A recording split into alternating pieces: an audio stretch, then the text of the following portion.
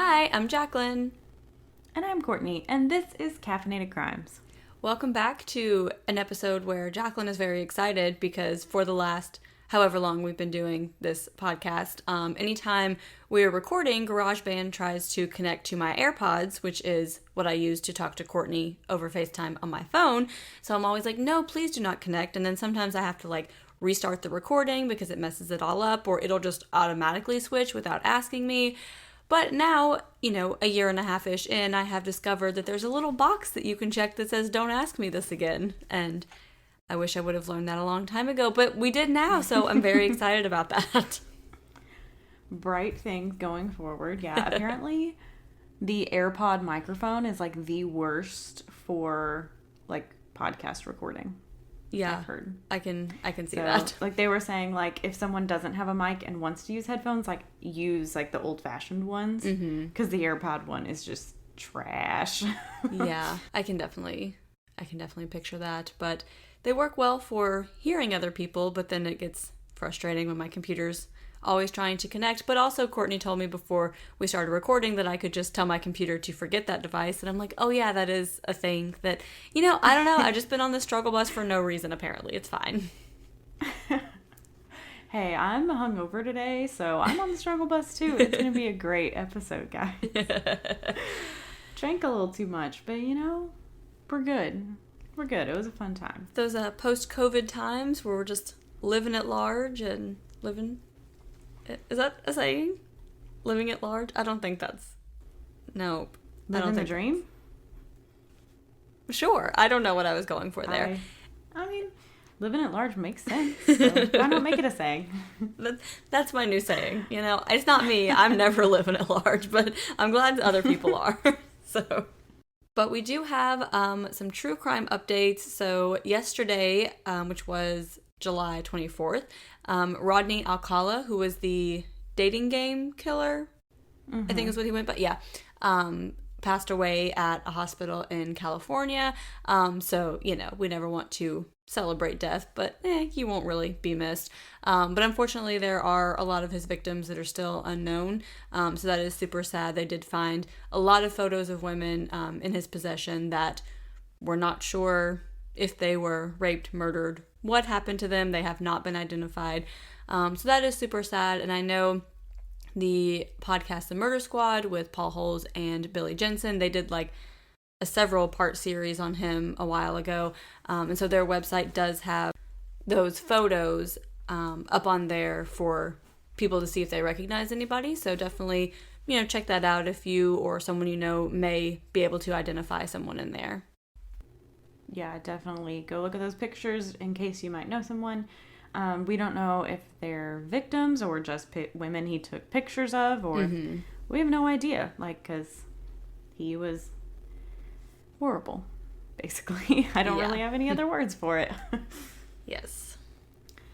And we do have another update, kind of true crime-ish, I would say. It's a crime, so... Yeah, they're getting charged with crimes, so... It was true. It did happen, so I think it qualifies. So, we all know the California wildfires that started because of a gender reveal, and burned for a long time, a lot of damage. So that couple is actually being charged with 30 crimes, including involuntary manslaughter, because one of the firefighters did die while trying to fight the fires. So they could face up to 30 years in prison if they're found guilty on all of it. So I definitely think they're kind of making an example of them. I mean, they definitely deserve to be charged with something because it's so unnecessary and you did so much damage to humans and wildlife and the air, everything. But yeah, so I'll be excited to see what happens, what all they are. Are they just being charged with everything, but they probably won't get found guilty of everything, or are they gonna throw the book at them and guilty on everything? So we'll try and keep up with that. Yeah, I feel like they'll probably accept a plea deal for lesser charges and but I definitely think they wanted to make an example out of them because there have been many in recent years that have resulted in someone getting hurt, whether it was someone who was involved with the gender reveal or not. I was telling Courtney before we started recording, I remember one that was a guy, it was, his family's gender reveal, and he was setting up something to, like, go off in whatever color, and it, like, exploded and killed him. And it's like, you were, trying to have this happy event for your family, and now your family has no dad. And they're just simpler ways to do it, guys. Like, you can have a huge party and go all out and not kill people or set off major fires. That is possible. Just get those little poppers if that's really what you want to do. Like, it doesn't have to be that big of a deal. You don't have to be the first one to, like, do something, like, explosive. Like, let's calm it down. Because I always think it's funny, like, when people, like, talk about it and be like, you did all this destruction for this gender reveal, and then probably what's going to happen is, like, 10 years down the road, your kid's going to be like, actually, it's wrong. So you did all this for nothing. So, well, they can just do another one and just change it. Oh, okay. We didn't burn this part of California. Come on. Let's go. We'll go burn one over here now. Good times. Good times. So today is a listener suggestion. As you guys know, we love a good listener suggestion. So please send them our ways. Our way? Goodness. I don't know. I didn't even get drunk last night. Courtney's just vibing on me, I guess. I don't know. I can't get my words together. Wait, what's wrong with saying our way? Send them our way? I said our ways, I think. Oh. Plural. You said it plural. Maybe. Is that? I don't know. Anyway, let us know your suggestion. I was drinking my coffee, so I wasn't paying, like, full attention. Oof. Okay. All that to say, we love a listener suggestion. This was suggested by Kelly, so thank you, Kelly. We really appreciate it. This one was insane. A lot of information. This is going to be a two-parter. I want to put that out there at the beginning. Sorry if you guys did not see the description. I know a lot of people like to listen to both at the same time, so if that's you, well, you could go over to Patreon and subscribe to our all of our tiers, and get part 2 right now. Or you can wait until next week and listen to both of them then. So this is a two-parter. Anyway, so we do want to go ahead and give a trigger warning for this episode, that we do discuss suicide. So if that's something that you do not feel like listening to, then we will see you in 2 weeks when we get off of this subject. So feel free to skip through to the perks of the week, or, whatever. But our sources for this episode was a podcast by the Knox News Sentinel called Suspicion, a book called Her Deadly Web by Diane Fanning, good old Murderpedia, and also a Knox News article. Yeah, and that Suspicion podcast has a lot of interviews with basically almost everyone we mention in this story, and have, like, different kind of audio clips from the investigation, from the trial. I mean, it had a lot of good information. So I would, even after you listen to this, recommend going to listen to that, because they did do, I think it was like a 10-part series. So obviously a little bit more in depth than ours is here. Wait, this isn't going to be a 10-parter? Oh, dang. Okay. Oh, I got to rework my calendar. So on March 13th, 2003, 911 received a call from Raynella Dossett Leath saying she came home and found her husband David Leath dead from an apparent suicide. Once police arrived, the scene was a bit odd. They wondered if this could be more like a murder, but with her first husband also dying suspiciously on the same property 11 years earlier, it made a lot of people wonder, is Raynella just the unluckiest woman in the world, or is she a black widow? So Raynella Bernadine Large was born on October 25th, 1948 to Dewey and Annie Large. Raynella was the second born of 4 children. She had 2 sisters, Fiona and Robin, and a brother named Marcus, and they were all about 3 to 4 years apart. She was raised in Oak Ridge, Tennessee. She came from a good family. Her father worked at the Oak Ridge National Lab, and her mother was a teacher. Raynella attended Oak Ridge High School and was an exceptional student. She was in the German club, played clarinet in the marching band, and was on committees to organize prom and other events. I mean, when you talk about the high school dream, she's just living it. She's doing all the activities. Yeah, she's doing it all. She graduated in 1966. She never really got into trouble and was just known for being a very honest and upright, honest person. After graduation, Raynella went to East Tennessee State University to earn her nursing degree. And this is also where she met William Edward Dossett, who she would eventually marry. So Ed Dossett was born on January 4th, 1948, to Henry and Magdalena Dossett. There's a lot of really fun names in this episode. I just want to point out, I just really enjoy them. Yeah, I love his mother's name. I think it's so pretty. Yeah, it's such a pretty name. So they lived right outside of Oak Ridge, and Magdalena unfortunately died of a heart attack on April 1st, 1956, when Ed was just 8 years old. He was actually the one that found her and went to the neighbor for help. And then 2 months after Magdalena died, Henry died as well from throat cancer. So, like, poor Ed. Like, I just cannot even imagine. Yeah, just being 8 years old and losing both of your parents, like, within 2 months. Like, yeah. Oof, that's a lot. Yeah, and then Ed went to live with his aunt and uncle after this. He went to Carnes High School. He was known as kind and friendly. He was really popular among his peers. He graduated in 1965 and went to East Tennessee State University on a football scholarship where he majored in business. And by 1969, Ed and Raynella had both graduated and they got married. And apparently Raynella's mother did not approve of this and actually didn't speak to them for the first 13 years of their marriage. She's like, nope, not going to do it. So also in 1969, Ed Dossett began law school at the University of Tennessee, and Raynella began working at Park West Hospital as a registered nurse. So Ed officially graduated in 1972 and started a law firm with a friend from law school.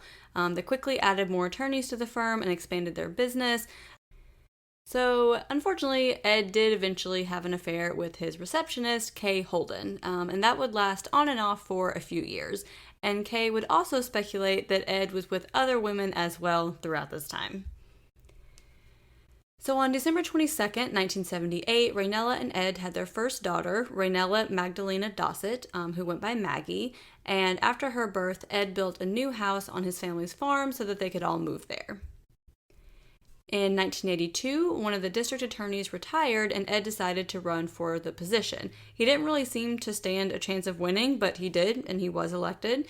And the next year, William Ed Dossett Jr. was born. Then on June 10th, 1985, their final child, Nancy Catalina, who went by Katie, was born. Again, there's just so many pretty names in this episode. Yeah, it really is. Gonna write these down for the future. You're like, oh, just remember that one and that one. So Ed also said that he was a farmer first and a lawyer second. He really loved spending time on the farm and taking on different projects. He also raised beef cattle, and he would bounce back and forth between being a lawyer and going to cattle auctions, which this just made me think of, I can't remember his name, but the senator from Tennessee. Oh, yes. I can't remember his name, but I remember Lotax. Yes. Was the guy who killed him.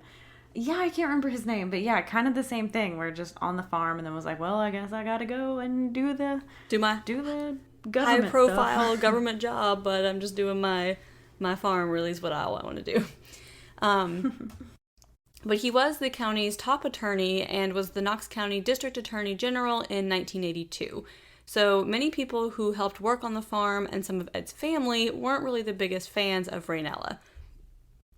So they thought that she was bossy and rude, but as we know with some women, was she just direct? And, would you describe a man in the same way? I don't know. Maybe she was. We don't know for sure. Yeah, I've thought this a lot recently with a few of the cases that we've done. With a lot of questionable women, I guess. But we get that a lot, oh, she's so bossy, so she's so rude, she was so demanding, and I'm like, or was she just honest? I mean, she could have been rude definitely. And bossy and a nightmare to deal with, but I'm also but if Ed had been acting that way, would he get the same reputation? Is my only thought. So yeah. I always wonder in these cases how much of it is some sexism and how much of it is okay, no, she was just a bitch. Yeah, definitely. So one man who helped on the farm said that Raynella seemed like she came from a low class and now wanted to be treated like a princess. So that was kind of the vibe that he got from her. So Raynella at this time was succeeding in her career and rose to the position of director of nursing, which was actually really impressive for this time because women didn't usually get selected for those roles in the 70s, 80s. They said that she was tough and that other nurses were afraid of her, but she was also in a high supervision role, so it wasn't like she was just unnecessarily harsh on people. She's just, doing her job. You're having to do the hard stuff. Yeah, exactly. She did have a good reputation, and she was easy for the doctors to work with. Like, basically, she just got the job done. And in 1990, she did retire so that she could devote herself to the farm and to her kids. So around this time, Ed started to experience some stomach pains. And at a board meeting, he complained about his stomach and he said, "I think she's trying to kill me. I'm married to the meanest woman in the world." And he didn't laugh when saying this, but everyone just kind of took his statement lightly. I mean, I'm sure we've all heard, innocent comments like that you don't think that someone's wife is actually killing them.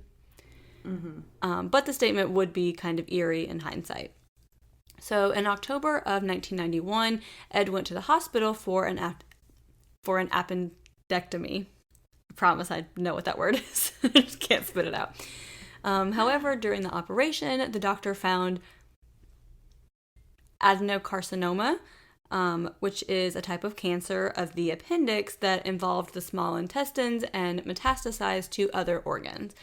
So Ed tried to continue running his office into the summer of 92, but him and Raynella tried to keep it quiet. They would tell people that he was in remission, that he would be back to work soon, but the cancer had spread too much to operate on, and many people reported around this time that Raynella had refused most visitors to see Ed. Which, I mean, if he's super sick, and also if they're trying to hide it, maybe not super suspicious, maybe. Yeah, because from everything I saw too is they were like, no, he's gonna be back, he's fine. Mm-hmm. He's never been healthier. And it's like, no, he wasn't. So I'm sure anyone who saw him would be like, this guy's not healthy. Yeah. He's not okay. Yeah. Now, in a turn of events that you're not expecting, on July 9th, 1992, Ed was found dead in the couple's corral, allegedly having been trampled by cattle. Now, you thought he was going to die from the supposed cancer, didn't you? But he didn't. Mm-hmm. So, but you thought he was going to be poisoned to death by Raynella, didn't you? Yep. We'll see. I'm just kidding. Twisting it on up. So this was very suspicious because these weren't like wild longhorn cows who just run crazy. They were cows who were mostly raised from a young age on the farm and were actually pretty calm. So it's like this would be like a huge anomaly for something like this to happen. So yeah, I think we've all seen just like a field of cattle. Like they're just standing there. They don't run. They're just kind of like, all right, cool. Just gonna I'll move around. Eat some grass and walk slowly. Yeah. The medical examiner, Dr. Randall Pettigo, wanted to perform an autopsy, but Ed's chief assistant, Rex McGee, said no. So this made Dr. Pettigo suspicious, so he went to Park West to see Ed. So he did have a hoof print on his chest, but besides that, there wasn't really any external wounds to see.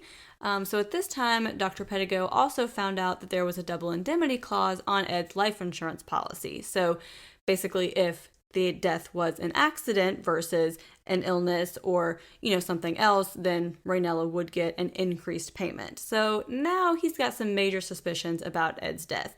So basically they would have wanted the death ruled as an accident due to the trauma from the cow stepping on him in order to get this extra payout from the life insurance policy.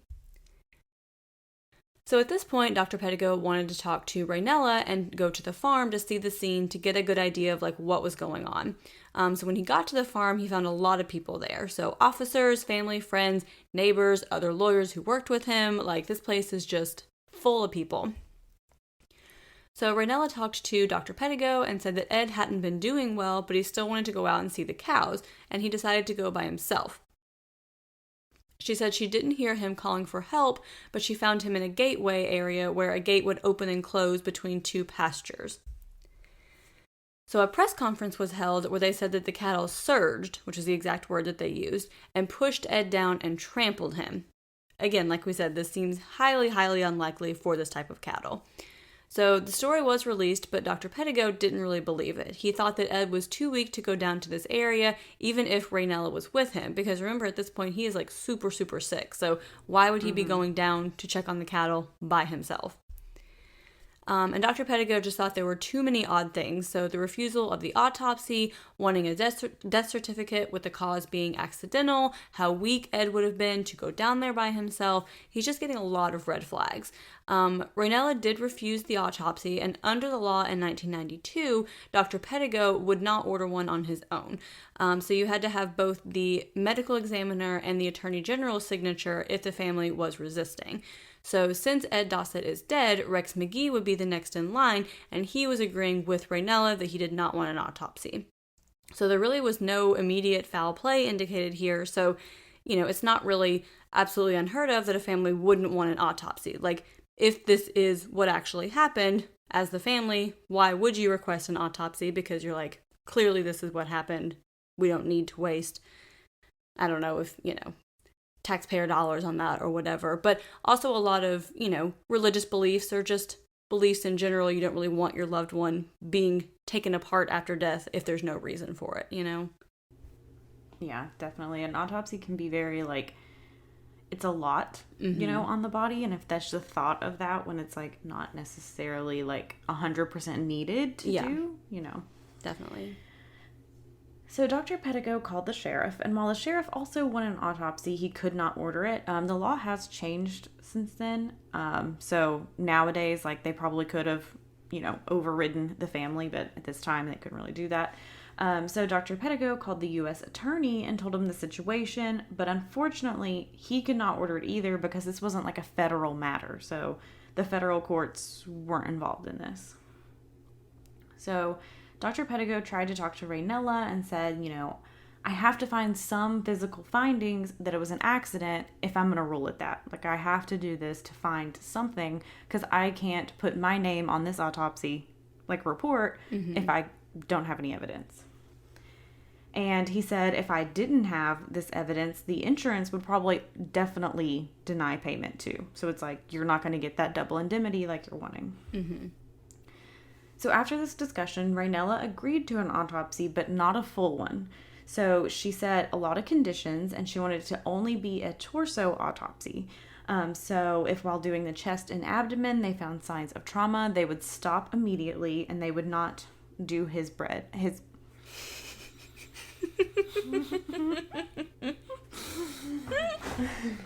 I just combined head and brain in the worst way possible. Courtney, please tell me, as someone who did not study anatomy, where is your bread located? Oh my god. Oh. I am so sorry, Ed Dossett. Okay. They would stop and not do the head. And they didn't want his brain removed. That's what I was trying to say. That's what bread is your brain in the head. Yeah, it's lingo, okay? It's just short talk. Short talk. Ed, we are so sorry. We are so sorry, Ed. I'm so sorry, Ed. I know I'm going to hell. I'm so sorry. Okay. Whew. So there was a blood clot above his heart, signs of the cancer spreading, and a few broken bones. Dr. Pettigo figured a healthy person could have probably survived this, but Ed was not healthy at the time, and he honestly believed that Ed probably only had a few days or a few weeks left to live if it hadn't been for this accident in general, because he was just that sick. So Dr. Darinka Maluznik-Polchan is the current Knox County medical examiner, and she reviewed the autopsy a few years later, and she really was not impressed with how this was done. So she said there were only a couple of pictures, a few Polaroids, all at very strange angles, and pretty insufficient pictures. So they didn't really show anything, and there really weren't any of them. She does not believe that there was an independent investigation done by the medical examiner because at the time, nothing was really done. Again, the autopsy wasn't complete. Raynella said only a partial one, had all these conditions. And it was also completed by a pathologist who wasn't a forensic pathologist. Essentially, it was done by a resident. So it was just someone who isn't even really trained. Interesting. So Dr. Maluznik Colchan said overall it was just really poorly done, and it was very questionable because there wasn't any findings of trampling. There was nothing really that indicated to that. You know, all the evidence you'd expect to see wasn't there. I mean, cows are heavy. They're big boys. Like, and especially if Ed is in such poor health and might have like brittle bones, like you'd expect to see way more. The external injuries were very minimal, and she thought it was odd because one description of an injury said there was a horseshoe print. But cows and horses do not have the same feet markings. So why are you seeing a horseshoe print instead of a cow print? I mean, maybe that's just somebody being dumb and using the wrong term, being like, any animal foot is a horseshoe. I don't know. I mean, clearly this person wasn't trained in autopsies, so they probably aren't trained in farm animals either. I don't know. Yeah. She said overall it just did not make sense, and the only real injury was the broken ribs. But this is very common in resuscitation. So with CPR, it is very, very, very common to see broken ribs because you are pushing so hard on the chest. It's really easy to break those ribs. But Dr. Pettigo ruled the death an accident, trampled by cattle. So he said, yep, that's right. And state law also required blood to be tested in an autopsy, but there was a backlog at the state lab. So tests were taking weeks, even months to get back. So he just made the ruling without those results. He was like, doesn't matter what could be in his blood. You know, I mean, not important. I feel like I don't think there's a timeline on when you have to make that ruling, right? Like, I'm pretty sure you can wait for all of the evidence to come in before you make a ruling. Yeah. You would think. I mean, granted, my, knowledge of that is based on Melinda, who is the medical examiner on Law & Order SVU, so I'm probably talking out my ass. But, there are times where she's like, I can't make a ruling on this because I don't have all the information. Like, there's even been times where she has all the information and she's like, I can't make a ruling because there's nothing definitively to say, like, if it's suicide or murder. There's times where she's like, it's undetermined. I cannot make a ruling. Anyway, this is not a Law & Order SVU podcast as much as I would love it to be. Continue. I'm sorry. You're good. Dr. Pettigo just believed the results wouldn't be significant. I don't understand why you wouldn't just look at them in general when they come back and just, make sure everything looks okay. Like, this kind of seems like we talked about, I think it was like last week, where you already have something, or maybe that wasn't last week, but you already have something in your mind and you're trying to prove that something versus just gathering all of the evidence from, a non-biased perspective. It's like, oh, I think this is what happened, so I'm going to find all the stuff to support that. So I think it won't be significant, so I'll just go ahead and rule anyway versus waiting for all of the information. And I wonder, too, because Dr. Pettigo just so firmly believed that Ed would die within a few weeks with or without the cattle trampling. So if he's like, well, it doesn't really matter because he was going to die anyway, which I do not agree with. I'm not saying that's what you should say. Just clear the air there. I'm not saying that's right. I'm just saying, like, I wonder if that's why he was like, okay, like, fine. But, like, like, you have all these red flags and these suspicions, and then you're just like, it's fine. Oh, well. Very, very weird. Yeah. So Dr. Pettigo did sign the death certificate, and the insurance paid the money. Ed was buried in a family cemetery on his farm, and within a few days, calls were coming in from farmers talking about how domestic cattle do not stampede. Like, a lot of people were calling in being like, this does not happen. Like, it's not a thing. Not a thing. They've never heard of something like that. Dr. Pettigo really wasn't satisfied, but he said he just had to move on. He just had to let it go. Okay. And at this time, I think it's important to address something about Dr. Randall Pettigo. He did have a very large scandal. This case is not only crazy with Raynella and her husbands, it's also crazy with the corruption of everyone involved, too. So he was accused of drugging young men and taking naked pictures of them. Authorities did find these photos as well. It kind of seemed like he was like, oh, I'm a medical examiner. I can help you get an internship. Invite these like underage boys to his house and drug them and take pictures of them and Just real fucked up shit. A lawsuit did come against him, and he eventually settled for $5 million. So, gotta love it. These Knox County people in positions of power are just fucking it all up for everyone. Like, it's not that hard to not be a piece of shit. Like, I don't even really have anything that significant to lose. Mm-hmm. And it's not that hard. Yeah. Like, if you're in this position of power where, like, things rely on you, like, just chill. Mm-hmm. Just chill. So, 6 months after Ed's death, Raynella married her second husband, David Leath. So, David was born to Robert and Mamie Leath on October 22nd, 1945. He did have an older sister, Charlene. Dave wasn't a huge fan of school. He didn't like it. He'd skip out whenever he could. And he did quickly become friends with Ed Dossett because his mom worked with Ed's aunt who was raising him. So they were actually friends from a very young age. Dave did eventually drop out of school and went to a barber school. And he married a woman named Peggy Venosale in August of 1962. He then began working at the Copper Barber Shop on Western Avenue in Knoxville, and when the owners of the shop added a second location in West Knoxville, they actually made him the co-manager at only the age of 19. So, wow. For dropping out of school, you're doing really well. Pretty impressive. Really well. I mean, you basically just get given a second location, so that's amazing. Again, you don't have to go to college, guys. Yes. You don't have to do it. So, he eventually became owner when the couple passed away, and Dave and Peggy had one daughter named Cindy. They were advised to not have more children due to a genetic complication that Dave was positive for, and so there are treatments for it today, but back then that wasn't available, and apparently they were just very, very fortunate that Cindy did not get it, so they just didn't want to risk it. So, they were very fortunate that Cindy was okay and that they were like, we're not going to risk it. We're not going to take a chance that our next child could have this genetic complication, could possibly, not live very long.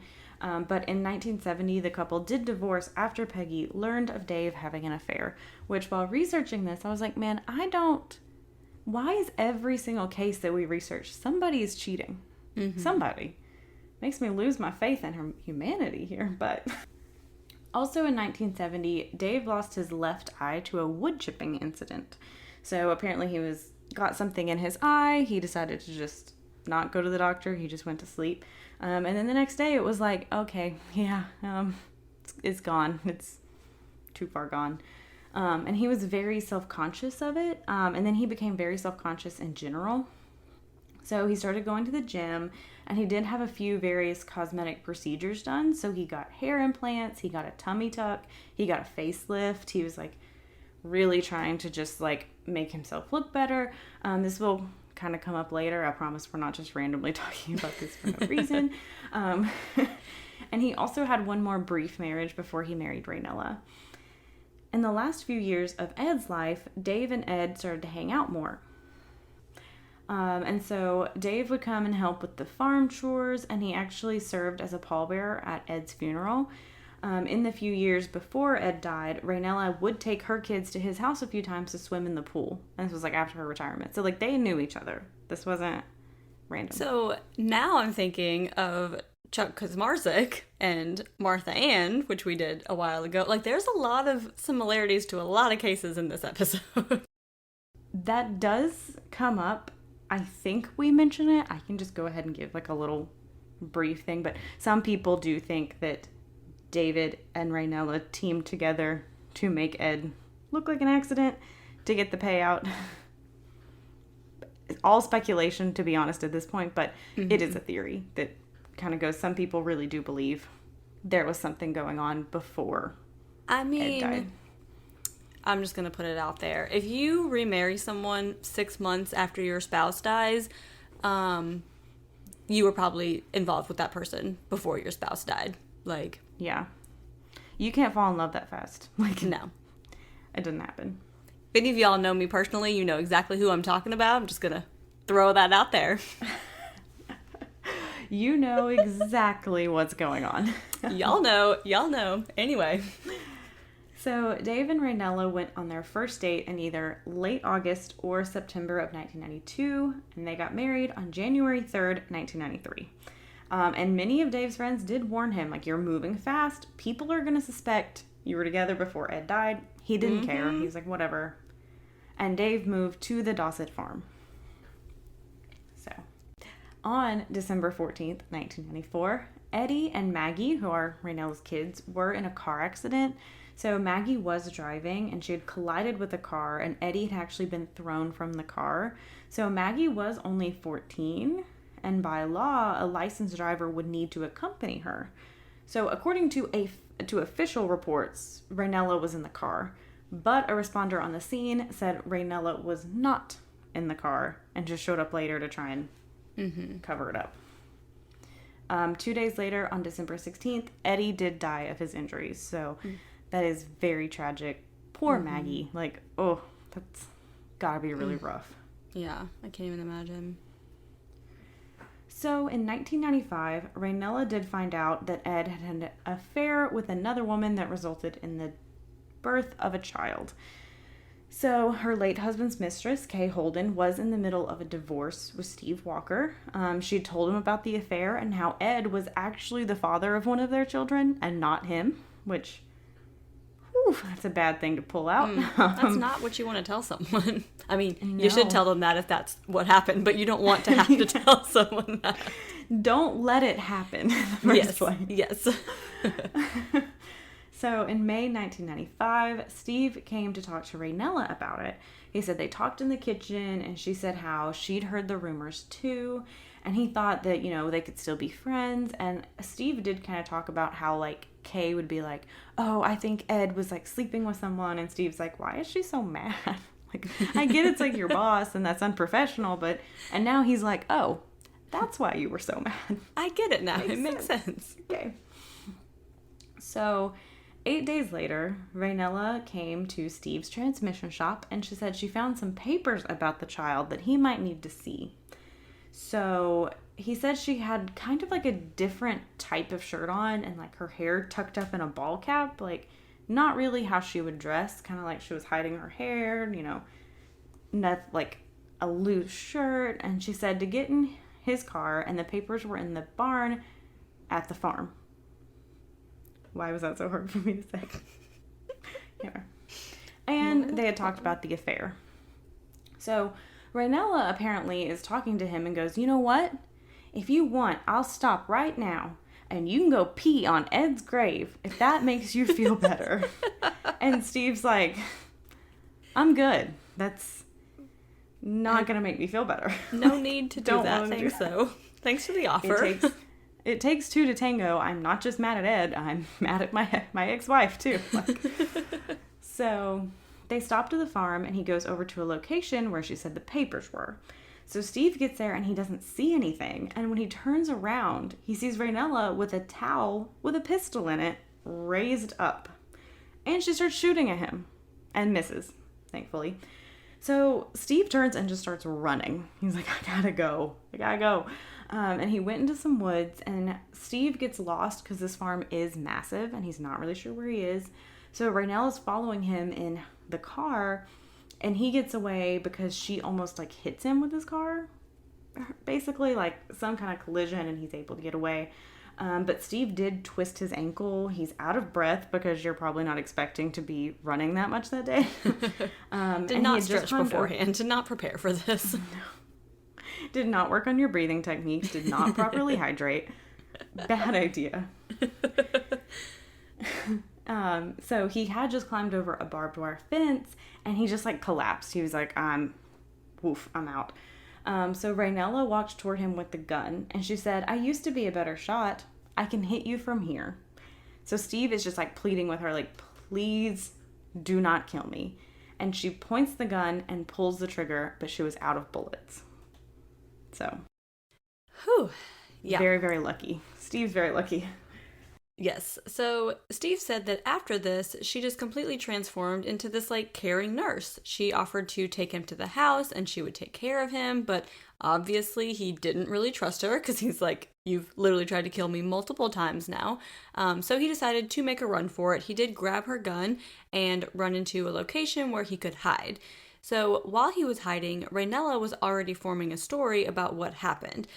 So she told a friend of Steve's estranged wife that Steve came to the farm and was outraged. So he said that he tried to pee on Ed's grave, she says. This whole time, Steve is still trying to hide from her while she's coming up with all of this. So he eventually decided to stop hiding and make a run for it, and he called someone at his shop to come pick him up and then called the sheriff's office.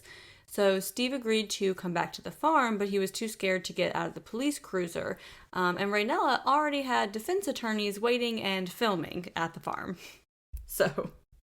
Yeah, and I mean, Steve's ex-wife is also thinking, like, wow, Steve just tried to, like, hurt Raynella, tried to do all this. Like, she's telling, like, her children at school, like, don't let him near the kids. Like, a lot of implications here for this fake-ass story. So Raynella was charged with attempted murder. They didn't feel like they had a good case, especially with Raynella's history of her husband and her son just dying. So like, okay, we need to make a plea deal. But Steve didn't like this, and he ended up moving out of his house and getting a gun. He said that he was just scared for his life and that he had trauma. He still says that he has trauma from this incident. I mean, obviously, you're literally running for your life. So the charge was reduced, and she was sentenced to a year on probation and given a diversion. So basically nothing.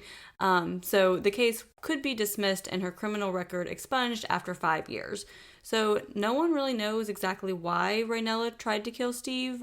She never apologized, but David Leath came up to Steve and apologized for Raynella. Like, sorry, my wife tried to murder you. That's an interesting conversation. Kind of weird. But yeah, poor Steve, because, I mean, you have someone point a gun in your face and pull the trigger, and you get so lucky. So much trauma from that, and being like, I'm scared Raynella is going to try to come get me again. Like, I mean, especially since, like, she got no jail time for it. Like, she literally tried to murder you in cold blood and got nothing for it. Like, a 1-year suspended sentence and your record expunged after 5 years? Like, what? For attempted murder? I'm sorry. Yeah, insane.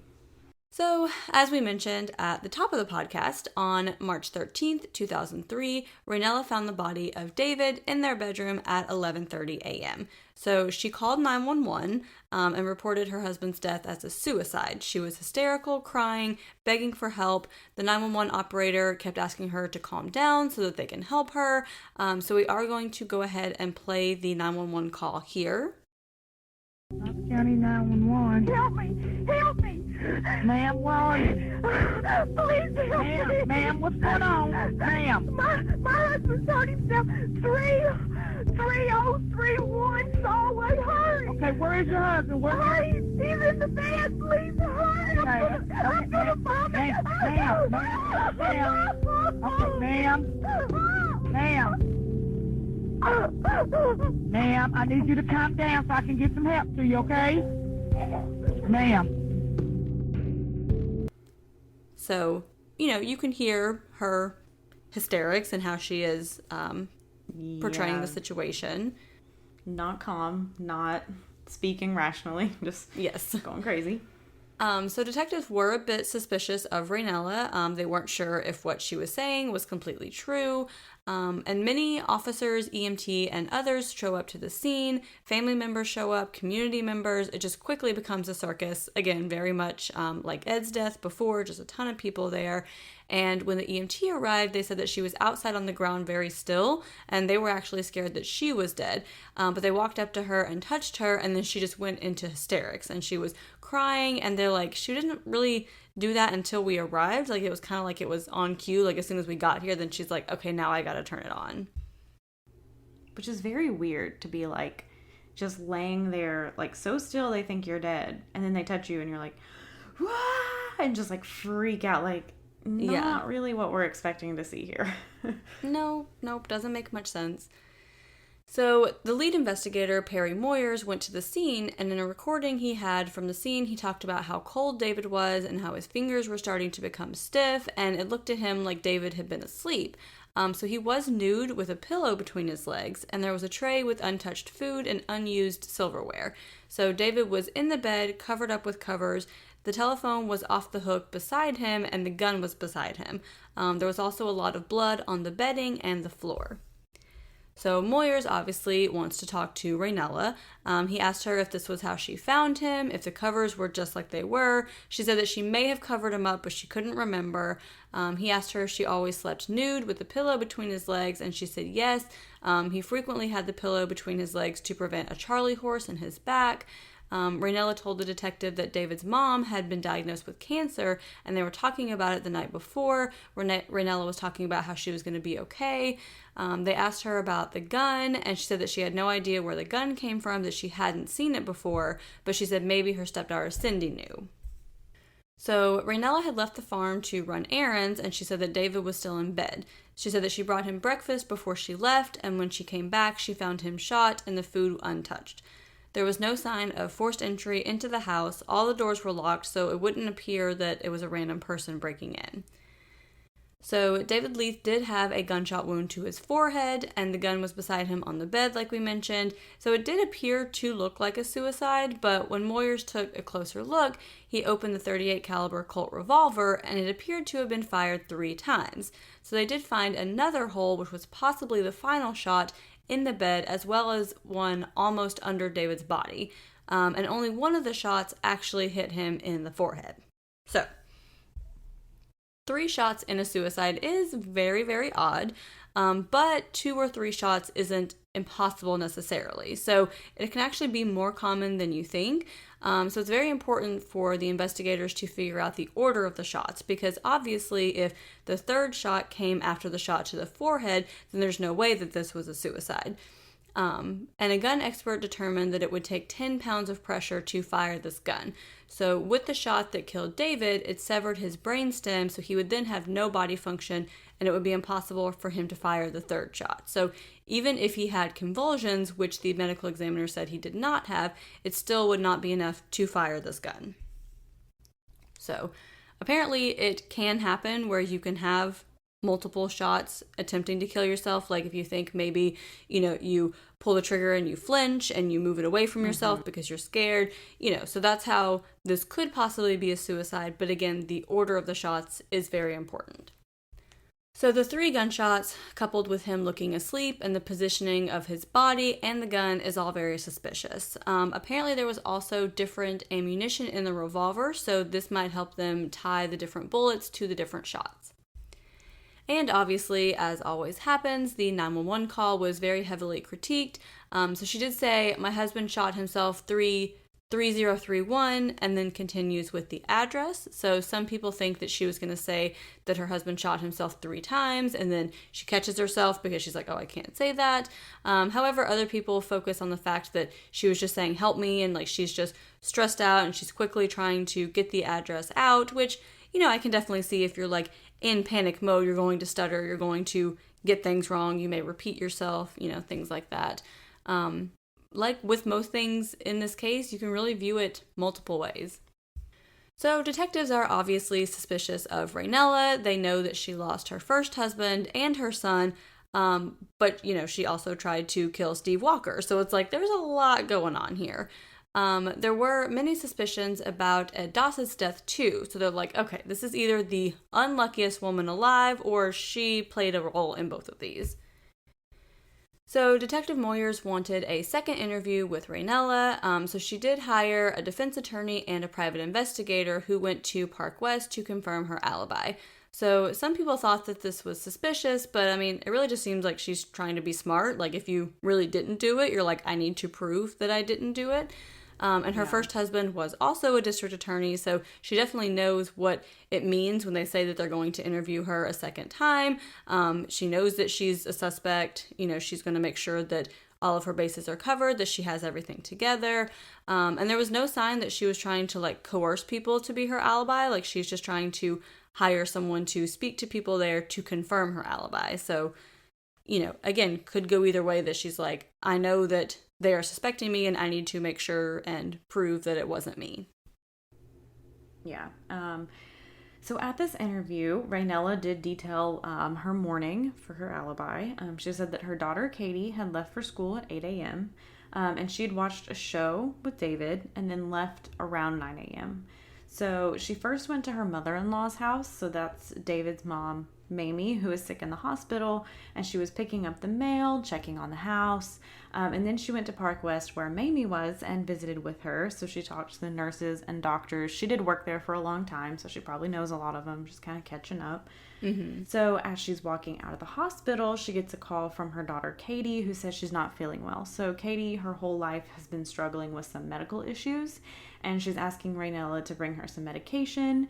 I think they also said that Raynella also picked her up like a milkshake or, something, some little fast food thing, took it to her at the school, gave her medicine, and then she headed home. So now she returned to the house, and that's when she comes in through the back door. So she calls out to David, but there's no answer. So she's like, maybe he just left for the day. I've been gone for a little bit.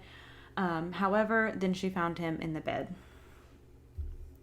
So Detective Moyers really thought her alibi was a little too planned out. She had almost every minute accounted for, and some people also reported that she never saw David's mother. So they're like, well, why would she go visit unless she's hiding something? But she also did just hear that her cancer was back. So I'm like, is it that crazy that she would go visit her? I mean, she is saying the night before they talked about it, like maybe she's trying to go be a good daughter-in-law, be comforting, Yeah, like if there's someone that you don't see often in your life, but they're just diagnosed with cancer again, it's like, okay, that might be an instance where you, out of character, go visit them, Mm-hmm. And also, if you did hire a defense attorney, they probably want you to get as detailed as possible this close to it happening, being like, we need to have every minute accounted for. Or if you're on the other side, maybe she did plan it all out. Maybe she did plan her morning very strategically. I do find it weird with the call from her daughter. Don't really know how you'd plan that out exactly. Or maybe it was just, hey, perfect, this worked out. Or who knows. And I complete speculation corner here, guys, not, but maybe Katie usually had this medication on her and Raynella, removed it from her bag. So, I forgot my medication, can you bring it to me? Like, she knew that she would need it at some point. Again, complete speculation, just a possibility. Yeah, I didn't ever see exactly what she was dealing with and, what the medication was, is it randomly needed? I have no idea. No one really ever said. But after she left her interview, Raynella called her stepdaughter, Cindy Wilkinson, and said the police thought it was homicide, not suicide, and she might want to get a lawyer. So Cindy finds it very odd, and Cindy and Raynella just did not get along, ever.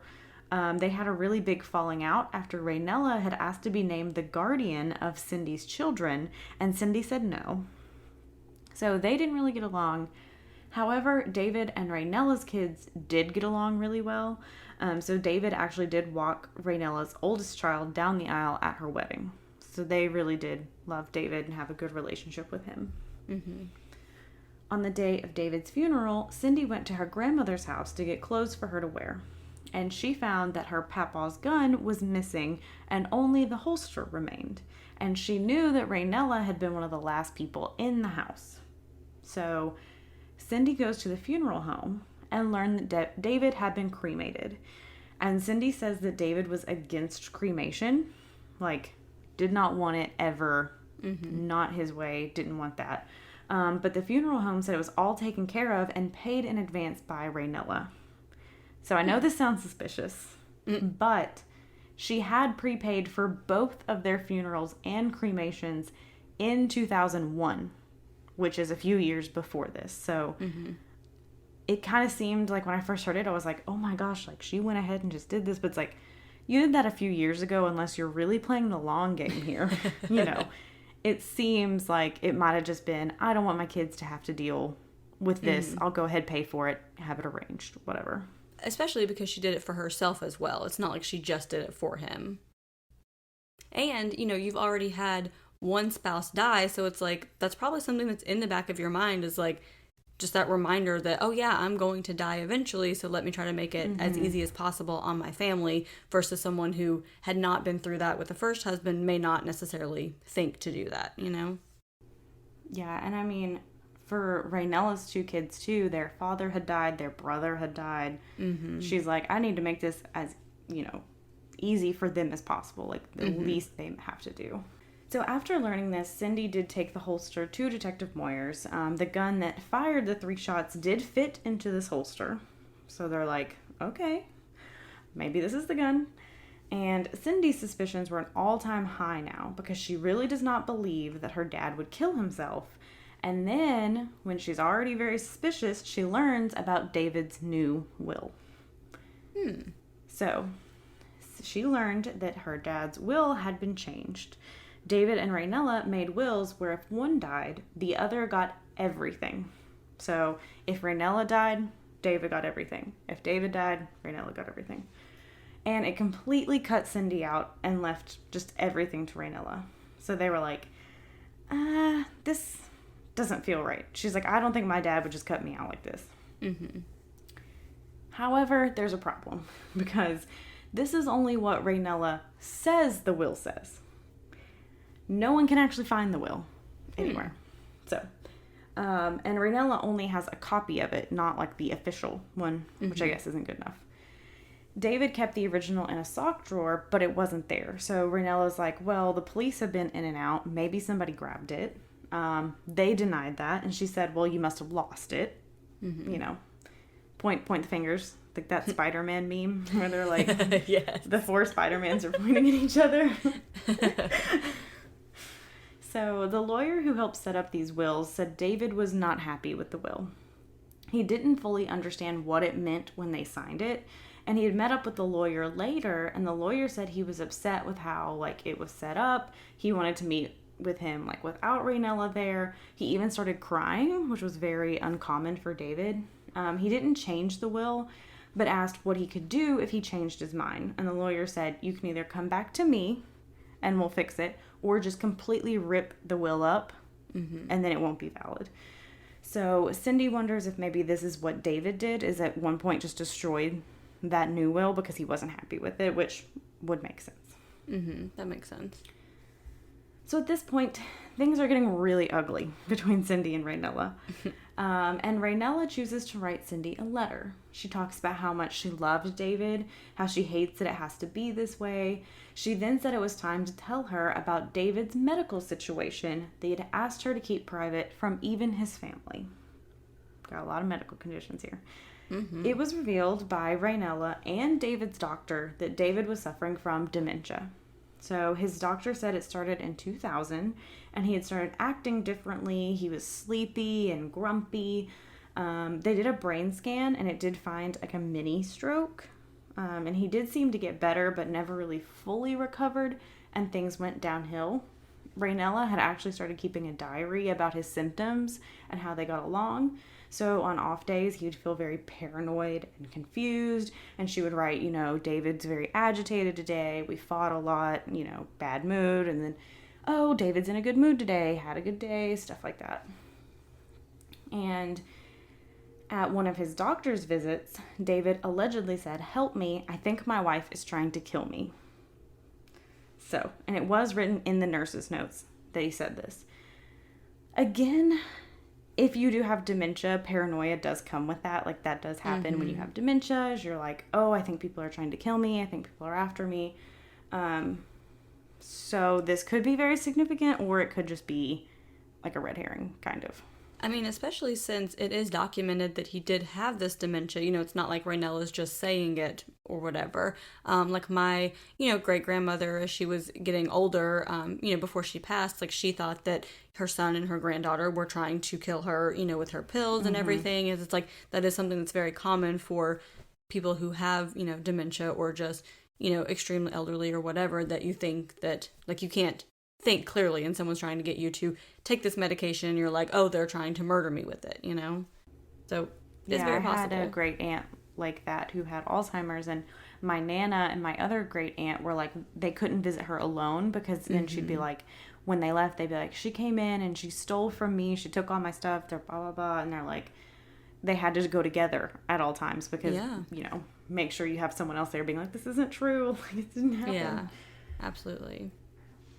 So this diary and these letters follow the pattern we keep seeing in this case. You can either view it as this heartbroken woman, she's lost so much, she's losing more, or you can view it that she's putting on a show and trying to cover her tracks.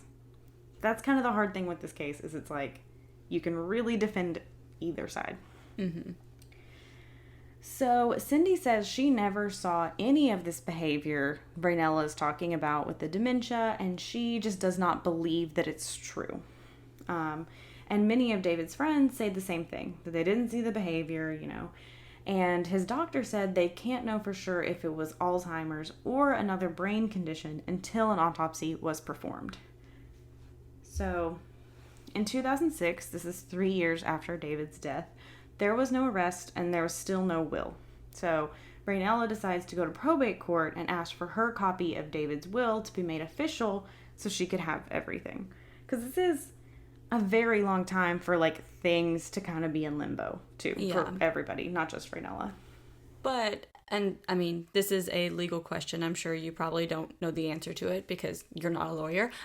But in this case, like, clearly they had a will previously, right? Like, they said that this was the new will. So legally, wouldn't it just be the last officially known will if, like, this current will just doesn't exist? I mean, right? Yeah, I don't know if, like, the copy of the will is kind of what's throwing a whole wrench in the plan. Like, if they're like, well, we're trying to find this will, and until we find the will, we can't do anything.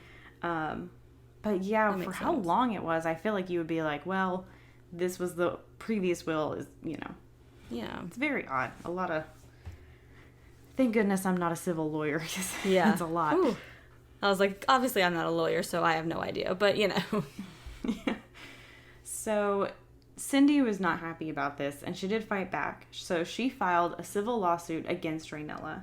And she did have trouble finding a lawyer to take it, probably because so many lawyers knew Ed or Raynella. So it could be a conflict of interest. I mean, Ed was like the attorney general. Everyone knew who Ed was. You know who Raynella is. Like, a lot of muddling around here. So James McDonald agreed to take Cindy's case, and they filed a lawsuit saying Raynella's copy of David's will was fake and Cindy should have everything. I also wonder, when we're talking about that, you know, usually if you do die with no will, everything just goes to next of kin. So wouldn't that be Raynella? Yeah. I mean, I would think so. My non-legal expert brain would think so, definitely. Yeah. Anyway, very odd. So, what Cindy did in this lawsuit, sorry, that was a side note earlier. So what Cindy is saying in this lawsuit is that Raynella should not be entitled to anything because Raynella killed David. So that is her grounds of, I should have everything because his murderer should not have everything. So Raynella and her lawyer responded saying, no, we did not kill him. Cindy killed him. What? Cindy was working all day. She had an airtight alibi. Cindy did not kill David. That's a pretty much given. But I guess, you know, fight fire with fire. I don't know. Yeah. That's what you gotta do, I guess. So the judge was like, okay, you know what? We're this far in. Let's go ahead. We're going to talk this through, like, present your cases. But before the judge could rule about the will, Raynella was charged with first-degree murder, like, criminally. So now the case is starting to gain some national coverage. The trial is going to be covered nationally. You know, all this. And that is where we're going to end part 1. I know, yes. A cliffhanger. But like we said, if you want to hear part 2 right now, you can go on over to patreon.com/caffeinatedcrimes, where for just $3 a month, you can get all of our part 2s immediately after part 1. So if you cannot wait to find out what happens with Raynella, make sure you do that. I think we're going to save our kind of conversation piece for the next episode so we can get into everything else that happens before we have more Courtney and Jaclyn speculation corner. We've already had some speculation corner kind of sprinkled throughout, so, we'll save the rest of that for next week. And I mean, I know it's hard to believe, but more stuff comes out. Yes. More stuff's revealed. More stuff's talked about. This trial is crazy. What happens is crazy. I mean, we have a full two-parter that is going to be crazy. So, yes. Yeah, you gotta tune in. You gotta wait. And hopefully this is one that you guys have never heard of, because it's not as well known as, some of the other cases that are typically covered. So hopefully that's interesting, and, definitely want to come back and see how it all ends. So, Courtney, what is your perk of the week? Okay, my perk of the week is one I feel like I haven't done in a while, and that's give some really great books I've read recently a shout out. Mm-hmm. So there's two of them that come to mind that I read recently. One is How the Word is Passed by Clint Smith, and Somebody's Daughter by Ashley C. Ford. Both were incredible. So good. So How the Word is Passed, Clint Smith did go to a lot of different like plantations or prisons and different just places where slavery was like prominent, or even like, oppression towards Black Americans happened today, all that. So he went and he would like talk to people and talk about the history, and I just learned so much, and it just constantly reminds me how much information we just don't get taught in school. Really. We just don't.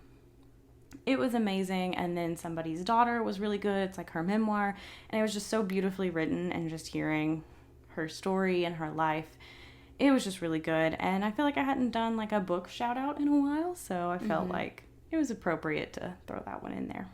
We always love a good book shout out. Wow. Yes. Words. We're almost there, Jaclyn. We're almost there. Woo, hanging in there. What is your perk of the week? So my perk of the week is that the 2021 should have been 2020 Olympics started this week. So that's super exciting. Andrew and I always love watching the Olympics. So obviously they were postponed last year because of COVID. So they are happening now with a lot of regulations and, COVID testing and no visitors and, no spectators and everything. So like even the Olympic athletes are not allowed to like bring someone, with them or whatever. Like they have to go alone and they're sleeping on cardboard beds. I don't know if you've seen them talk about that. Yeah. It's wild, but it is nice to, as with everything, start to have some semblance of normal with getting back to the post-COVID world. And again, they're just the Olympics. They're always exciting. So last night we watched some water polo, and then today we watched some badminton, and then I was watching some dressage, which is just, I don't understand how it's an Olympic sport. Don't come at me. It's just like, you ride horses. How are you the Olympic athlete? Your horse is the Olympic athlete. I mean, anyway, it is a very, trust me, I understand that equestrians are very skilled in what they do. It just seems odd to me that, like, can you imagine just being like, I'm an Olympic athlete, and it's like, oh, what sport do you play? I ride horses. Like, yeah, it does seem more the horse, but I guess there is so much like training you do too. Yes, I guess definitely. With like the way you ride, like all that. But it is very weird to be like, I'm an Olympic athlete and equestrian. Yes. Again, much love to equestrians. You guys work very hard. You are very skilled. No hate at all. Just seems funny from an Olympic athlete perspective.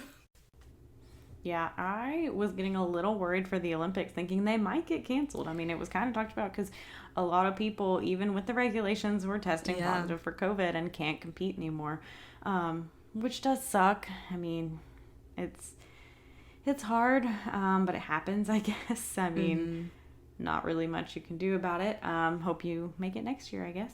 That's the thing, like, for these sports, you have people that are just, like, training, and, you have, like, a peak window, like, age and athletic ability, like, where you could possibly make it, and then it's, like, if they get postponed, it's, like, okay, well, now I just lost this whole, like, I have to start all over, and then it's, like, you're getting older, and then other people are coming up of age of, more competition and like, you know, so if you miss that one window, it's like, I really feel for them.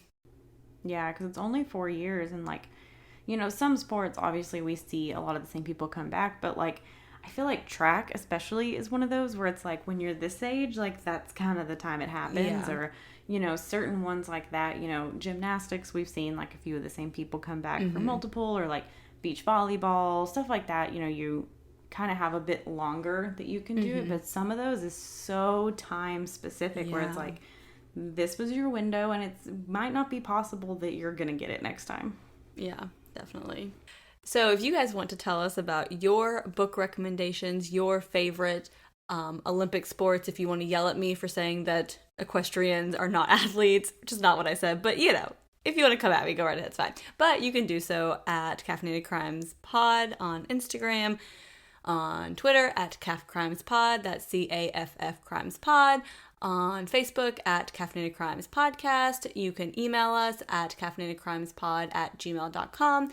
Like we said, if you need part 2 right now, you need to find out what happens to Raynella, you need to hear the rest of this crazy story, you can do so at patreon.com/caffeinatedcrimes, where as little as $3 a month, you get that part 2, and then for some of our higher tiers, you get some bonus episodes, some video episodes, a pin, a sticker, some Q&As, some Google Hangouts. I mean, we got fun stuff happening over there, so I don't know if I said it, I'm going to say it again because my brain is fried today, apparently. Patreon.com/caffeinatedcrimes. Also, we are still doing our Apple reviews giveaway, like we've said, and I'm sure you're sick of hearing. 5 stars. Put your name. Say something nice about us. Please. We live for compliments. Once we get to 50, we will put your name and we'll draw someone and you'll get a pin, a sticker, a $10 gift card to the coffee shop of your choice. You can get Starbucks, you can get Dunkin', you can get Tim Hortons, you can get Dutch Bros, you can get Weigels. I don't give a shit. You can get whatever you want. We'll give it to you. At this point, I'm just going to send you a $10 bill. I can't even. But I know you guys want it. Go get it. All that. Yeah. So please go do that because we want to get recognized and we want to make a good podcast for you guys. So, yes. Yeah. But in the meantime, go have a cup of coffee. And don't commit a crime.